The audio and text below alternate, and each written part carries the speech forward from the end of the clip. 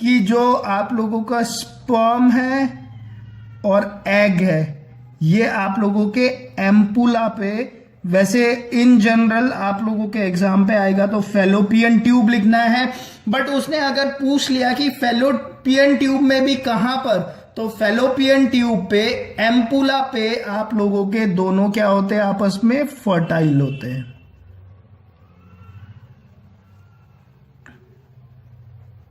ठीक है, फर्टाइल होने के बाद इन लोगों के साथ क्या होगा मैं आगे बताऊंगा। अभी हम लोग बेसिक स्ट्रक्चर ही पढ़ रहे हैं कि क्या होता है फीमेल रिप्रोडक्शन सिस्टम पे। जब हम मेल रिप्रोडक्शन सिस्टम भी पढ़ लेंगे उसके बाद देखेंगे कि इस फर्टाइल एग के साथ क्या क्या होता है। ओके, तो आप लोगों को ये पता चल गया कि ओवरी पे क्या होता है, फैलोपियन ट्यूब पे क्या होता है। गाइस फैलोपियन ट्यूब में कुछ नहीं होता है। फैलोपियन ट्यूब क्या करता है, बेसिकली जो आप लोगों के फर्टाइल एग है उसे ले लेता है। ठीक है, उसे जो एग यहां से निकला वो फैलोपियन ट्यूब में आ जाता है और यहां पर इंतजार करता है कि स्पर्म आएगा। ठीक है, और वो इससे क्या करेगा, फर्टाइल करेगा। ठीक है, वो उसी के इंतजार पे रहता है। ओके, अगर ये फर्टाइल नहीं होता है तो क्या होता है, मैंने आप लोगों को बताया कि जो ये ब्लड कैपिलरीज बनी थी गाइस, ये ब्लड कैपिलरीज जो यूट्रस पे बनी थी, क्योंकि ये फर्टाइल हो जाता है तो ये यहां से मूव करते हुए यूट्रस पे आ जाता है। यूट्रस पे जब आ जाता है तो हम इसे जाइगोट बोलते हैं। उसके बाद क्या होता है, इस पे ब्लड कैपिलरीज जुड़ती है और इसे नरिशमेंट प्रोवाइड करना स्टार्ट करती है। मान लेते हैं कि ये अभी यहां पर फर्टाइल नहीं हुआ, ये एग यहां पर फर्टाइल नहीं हुआ। ठीक है, तो क्या होगा गाइज, ये जो कैपिलरीज बनी थी, जब प्रोजेस्टेरोन का जो सीक्रेशन है वो बंद हो जाएगा तो जो ये कैपिलरीज बनी थी गाइज, ये कैपिलरीज क्या होगी, डिस्ट्रॉय होनी शुरू हो जाएगी। फीमेल को ब्लीडिंग स्टार्ट हो जाएगी और ये एग भी डिफ्यूज होके इसी जो ब्लीडिंग है इसी के साथ बाहर निकल जाएगा। क्लियर? ठीक है, ठीक है, तो और क्या बताएं, फैलोपियन ट्यूब। तो यूट्रस पे एज सच कुछ नहीं है, यूट्रस पे नहीं है। अच्छा, यूट्रस कंटिन्यूसली जाता है और यूट्रस जाके जो एंड पार्ट है वो वजाइना पे मिलता है। ठीक है, वजाइना पे मिलता है और वजाइना और यूट्रस के बीच में ये एक स्ट्रक्चर दिख रहा है गाइज, इसे बोला जाता है सर्विक्स। ठीक है, तो सर्विक्स से एज सच क्वेश्चन नहीं आएगा आप लोगों के। ठीक है, वजाइना पे एक और इंपॉर्टेंट कंसेप्ट यहां पर डेवलप होता है गाइस। जो वजाइना है ना, वजाइना पे एक बहुत ही वजाइना को आप लोग बर्थ कैनाल भी बोलते हैं। बर्थ कैनाल, ठीक है, इसे बर्थ कैनाल भी बोला जाता है। और यहां वजाइना पे एक स्पेशल डक्ट होते हैं। ठीक है, ये क्वेश्चन बार बार पूछा जा सकता है आराम से। ठीक है, ये एक डक्ट होते हैं गाइस, इसे बोला जाता है बार्थोलिन ग्लैंड। ठीक है, जो ये है ना इसे बोला जाता है बार्थोलिन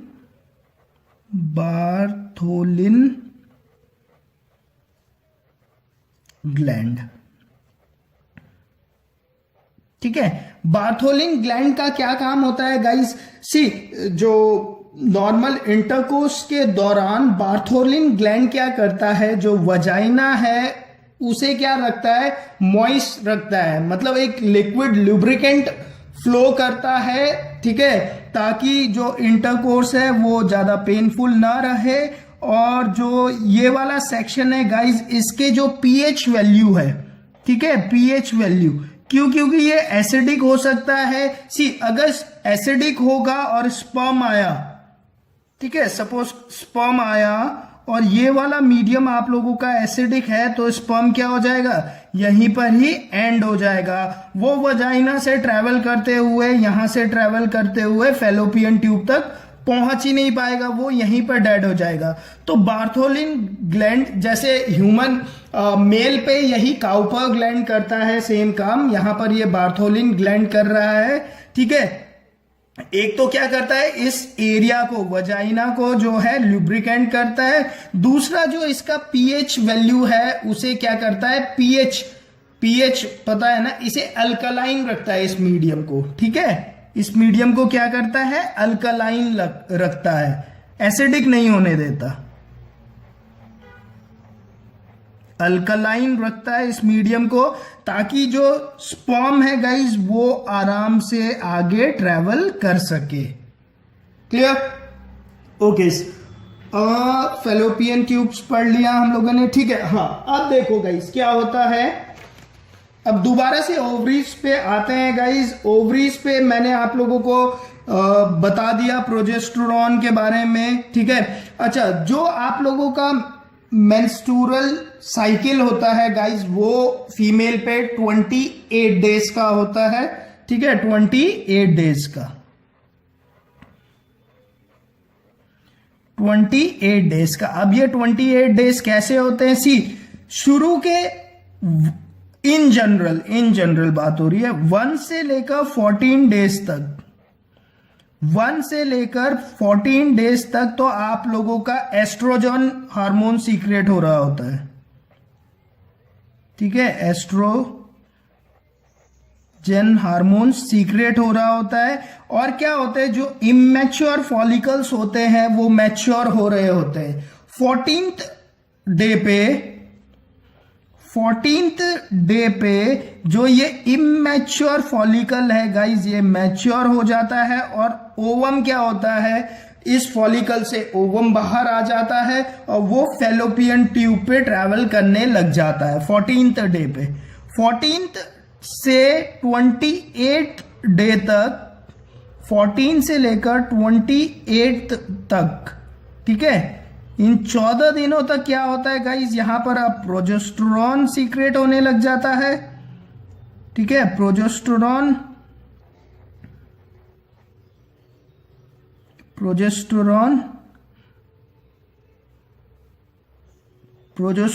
सीक्रेट होने लग जाता है।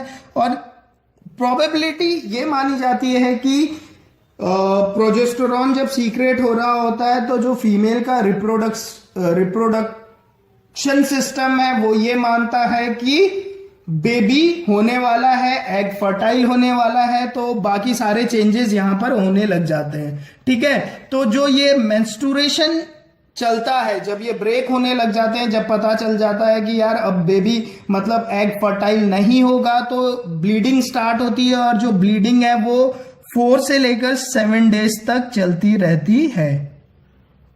4 से लेकर 7 डेज तक कंटिन्यू रहती है। क्लियर? ठीक है, ओके। और क्या बताना चाहिए यहां पर, सी, हाँ, जो प्यूबर्टी का जो एज आता है लड़कियों में at the age of 10 to 12 जो बोला जाता है, उस पे जब आप लोगों का, फीमेल लोगों का जो साइकिल स्टार्ट होता है, मेंस्ट्रुएशन साइकिल जो स्टार्ट होता है गाइज, जब पहली बार होता है उसे बोला जाता है मेनार्च। ठीक है, आप लोगों को पता होना चाहिए क्या बोला जाता है जब पहली बार होता है, तो उसे बोला जाता है मेनार्च। लिख लेते हैं, लिख लो,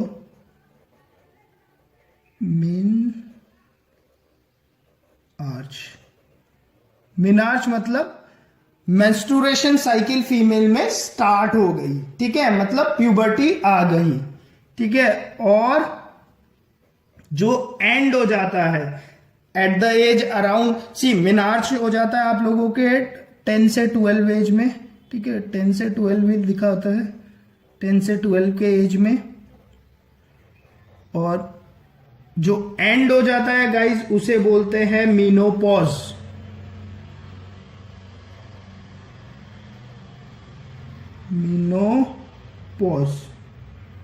ठीक है, जो कि हो जाता है at the age of 45 to 50।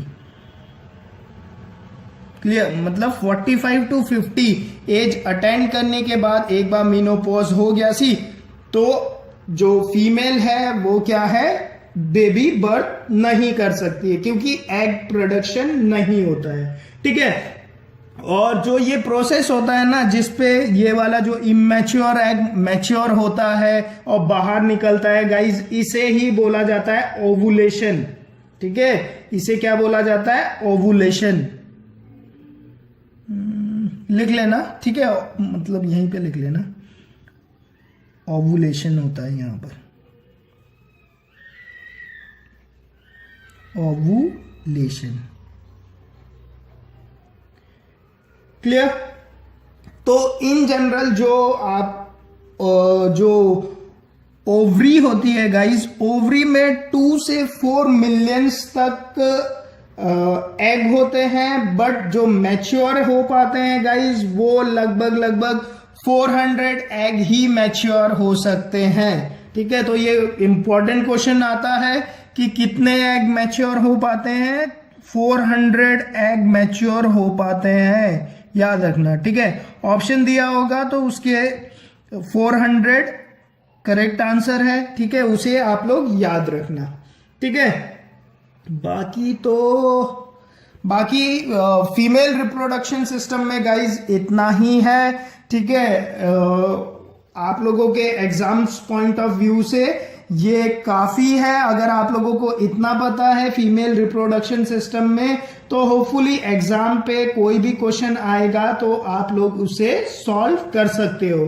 Clear friends? इसके नेक्स्ट लेक्चर पे हम लोग मेल रिप्रोडक्टिव सिस्टम के बारे में पढ़ेंगे, और मेल रिप्रोडक्शन सिस्टम को पढ़ने के साथ साथ हम लोग ये देखेंगे कि अगर ये एग यहां पर फर्टाइल हो जाता है तो इस एग के साथ क्या क्या होता है। ओके फ्रेंड्स, अगर वीडियो अच्छा लगा है तो वीडियो को लाइक कर दीजिए।